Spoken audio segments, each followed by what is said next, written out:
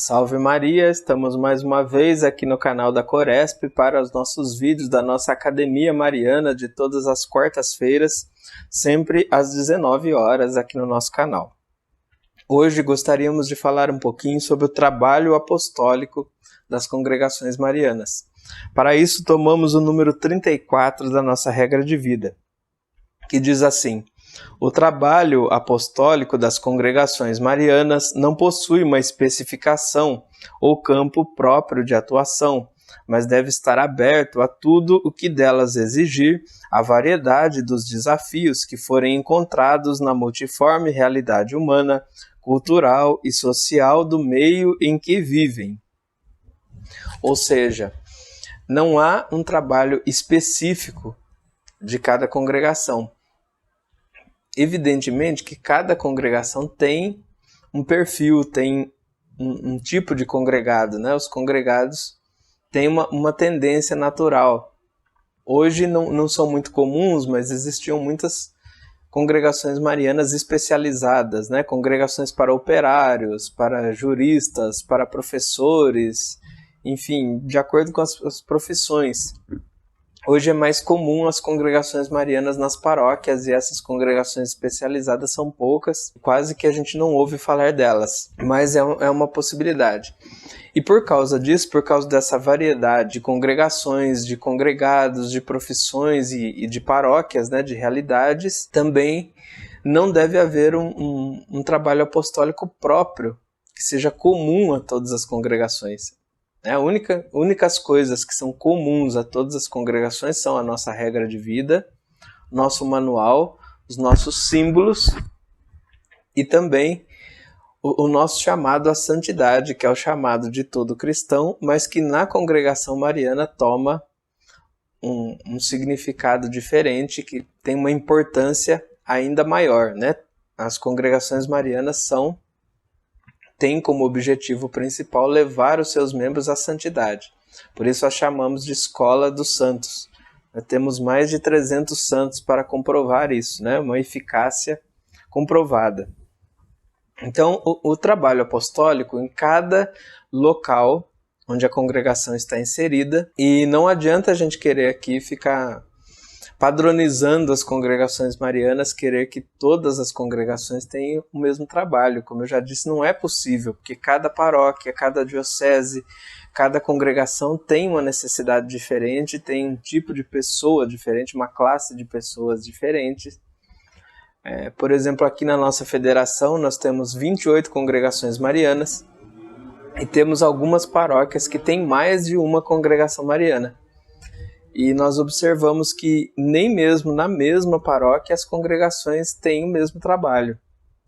Quando há duas congregações na mesma paróquia, cada uma tem um trabalho diferente. Então, se nem na mesma paróquia o trabalho é igual, quanto mais no resto do Brasil e do mundo, que tem tantas realidades diferentes. E também tantos congregados diferentes, né? Eu citava as congregações especializadas, mas isso também existe nas paróquias, né? Há congregações marianas que têm uma tendência para determinados apostolados. Existem muitas congregações marianas que têm corais, a famosa banda da Congregação Mariana de Itu, aqui em São Paulo, né?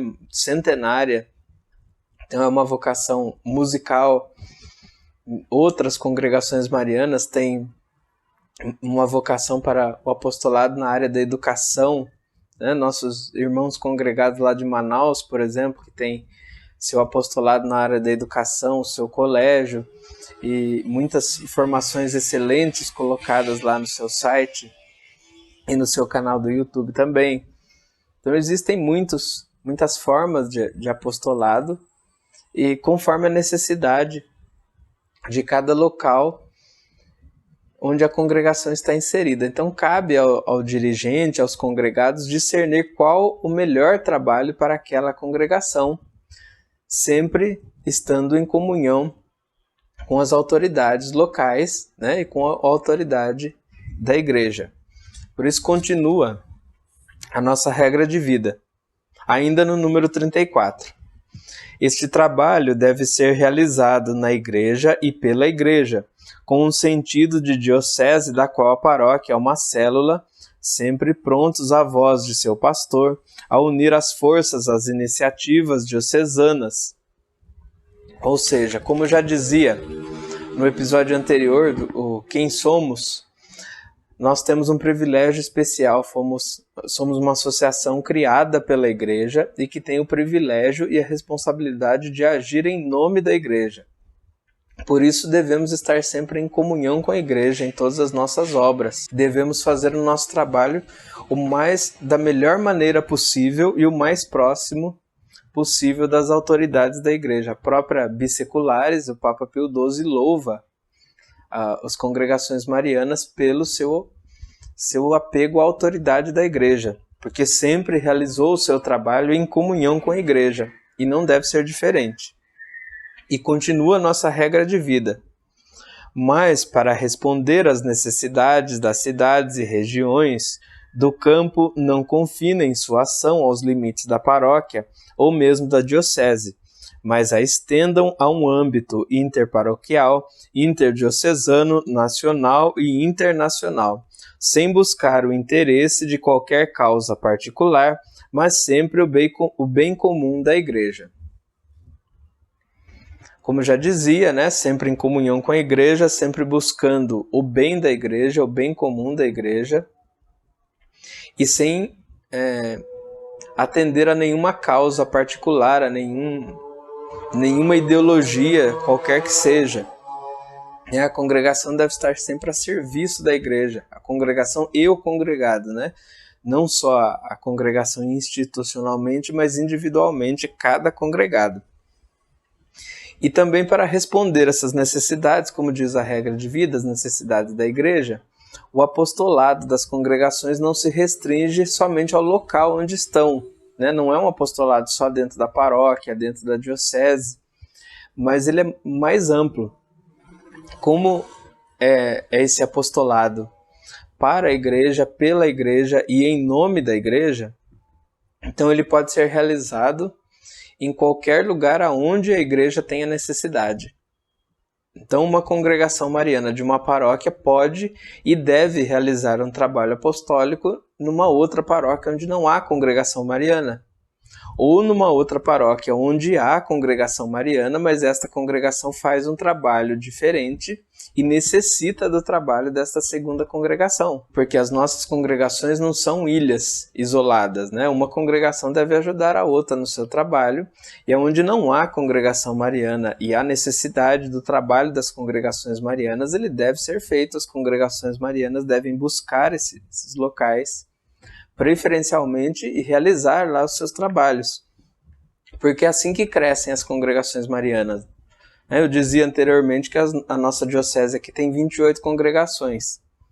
Como que foram criadas essas 28 congregações? Será que elas surgiram assim do nada? Não, né? Cada congregação que foi levando o seu apostolado para um outro local, uma outra paróquia, e nesta paróquia onde não havia congregação mariana, vendo o trabalho da congregação, foi surgindo o interesse e acabou por surgir uma nova congregação mariana.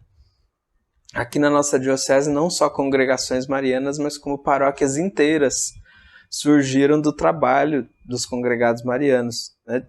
Pequenos locais onde havia apenas a congregação mariana, hoje são grandes paróquias da nossa diocese, para a gente ver aonde chega trabalho das congregações marianas e a importância desse trabalho. Hoje a nossa diocese tem mais de 40 paróquias e muitas delas surgiram a partir de congregações marianas.